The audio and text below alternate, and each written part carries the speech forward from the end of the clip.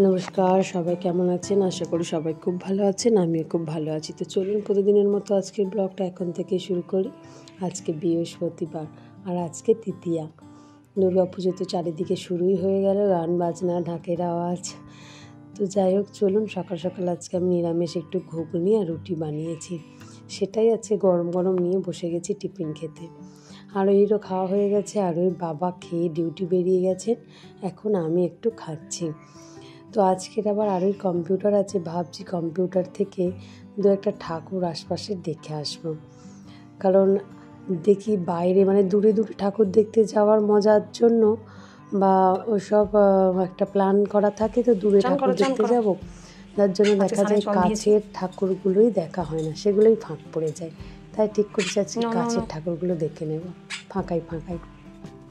আজকে চিনিকে স্নানও দিয়েছি জানেন।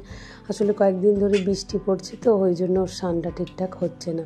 আজকে প্রচুর রোদ্দুর উঠেছে, ঝলমলে আকাশ দেখে ওকে আমি স্নান করতে জল দিয়ে দিয়েছি। তবে ও তো জানেন স্নান করার আগে জলটা নিয়ে অনেকটা সময় ধরে খেলা করে, তারপরে টুক করে নেমে যায় জলে আর একটু গা ঝাপটে উঠে পড়ে। এটাই ওর প্রতিদিনের স্নানের নিয়ম।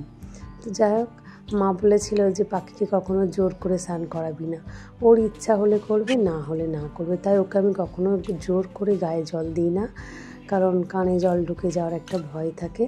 তো জলটা দিলাম, ও যদি করে ওর ইচ্ছা মতো করবে, নালে করবে না। কারণ আমি অনেকবারই এটা পরীক্ষা করে দেখেছি যে যখন ওয়েদার খারাপ থাকে ওকে জল দিলেও স্নান করতে চায় না, অনেকটা সময় ধরে জলটা নিয়ে খেলে ঠিকই কথা, কিন্তু স্নান করে না।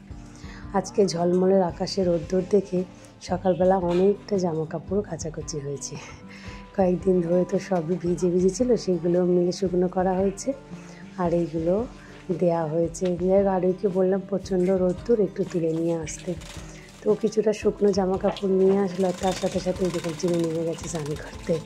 বলেছিলাম না ওর ইচ্ছা মতো যতটা স্নান করবে, তারপরে ওকে নিয়ে রোদে দিয়ে দেবো।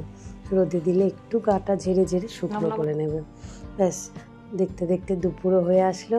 আজকে যেহেতু বৃহস্পতিবার একটু সময় লাগলো পুজো টুজো সারতে। তারপরে আরোহী আর আমি দুজনে খাবার নিয়ে চলে এসেছি। আমি যখন দিয়েছিলাম আরোহীর পাতে দুটো রুটি, একটা রুটি আমি যখন শশাটা কাটতে গেলাম তার মধ্যে এসে দেখছি একটা রুটি তুলে দিয়েছে। এত মানে খাওয়ার ভয়, যার জন্য আবার জোর করে আমি দুটো রুটি দিলাম। আর এই স্কুল তো ছুটি পড়ে গেছে, এখন পুজোর ছুটি 1 মাস ধরুন, তো সেই জন্যই এখন বায়না করছে যে একটু সোনার নাকের কানের এগুলো পরবে। আসলে এগুলো তো স্কুলে অ্যালাউ নেই, তাই জন্য পড়তেও পারে না বেচারি। আর সারা জীবন নাকে কাঠি কানে কাঠি দিয়ে ওদেরকে থাকতে হয়। তাও মাঝে সাঝে একটু ওকেশানে ছোট ছোট কেনা কানের পরিয়ে দিই। তো আজকে এখন বায়না করছে খুব যে নাকের পরবে। তো আমার এই নাকেটা সবসময় ওর খুব পছন্দ, ও পড়তে চায়। ওর কিন্তু এদিকে 3-3টে নাকের আছে, কিন্তু একদমই পড়তে চায় না। তো আজকে তা থেকেই একটা ওকে পরিয়ে দেবো জোর করে। চলুন দেখুন তো কোন নাকেরটা ওকে ভালো মানাবে। বিছানার মধ্যেই আমি বার করে রেখেছি যাতে এগুলো খুঁজে পাই। এখানে একটা সানিয়া মির্জা আছে, এখানে একটা উচ্ছে ফুল আছে, আর ওটা কোথায়,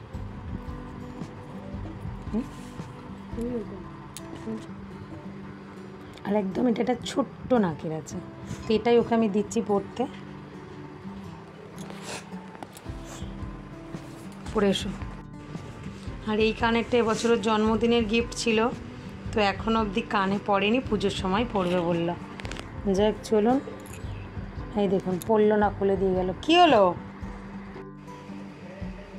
20 মিনিট ধরে নাকের পড়ছে, এখনও নাকের পড়তে পারছে না। আয়নার সামনে থেকে মানে আজকে সারাদিন আর সরবেই না, অথচ হাতও কাউকে দিতে দেবে না। আমি যদি একটু চাপ দিই লাগছে, আবার এদিকে শখ কত, বুঝেছে, ঝাটকাটি ঢুকে যাচ্ছে, অথচ ব্রাশ দিয়ে ঘষতে হবে জায়গাটা। এখানে আয়, দেখছি, আয় আমার কাছে আয়।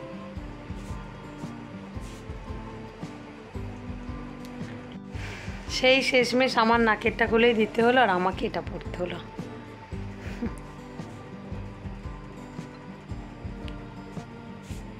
এখন বাজে 2:30 মতো, আর আমি দুজনে তৈরি করেছি কম্পিউটার ক্লাসের উদ্দেশ্যে। তো চলুন যাই।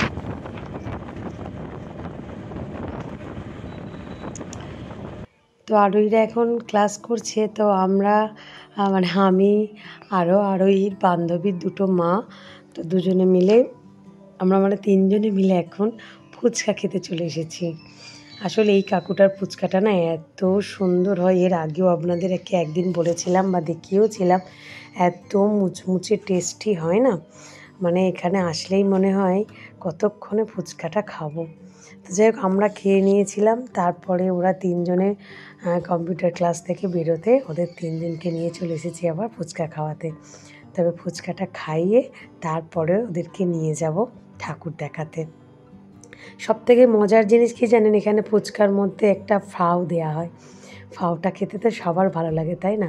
শেষকালে এই দেখুন কি সুন্দর লেবুর রস দিয়ে ঝুড়ি ভাজা দিয়ে ফাওটা উনি বানিয়ে দিচ্ছেন। দারুণ লাগে জানেন এই ফাওটা খেতে।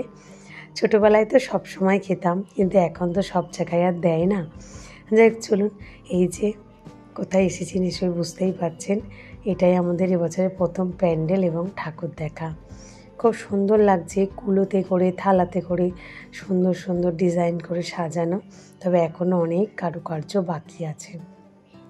এই যে সোলার শিপটা বানানো দেখছেন, পাহাড়ে বসে আছে, এটাও এখনও সুন্দর করে রং করা বাকি আছে। তারপরে ভিতরটা একটা গ্রাম্য এলাকা টাইপের করেছে, গাছপালা পশু পাখি একটু জঙ্গলও নিয়েছে, যাই হোক বেশ সুন্দর লাগছে। সবটাই কিন্তু থার্মোকলের কাজ, সেটা দেখেই মনে হচ্ছে, তাই না? দেখুন সব কিছু লাইটের উপরে নির্ভর করে থার্মোকল দিয়ে কাজটা করা হয়েছে। যাই হোক চলুন এবার ঠাকুরের মুখটা দর্শন করি।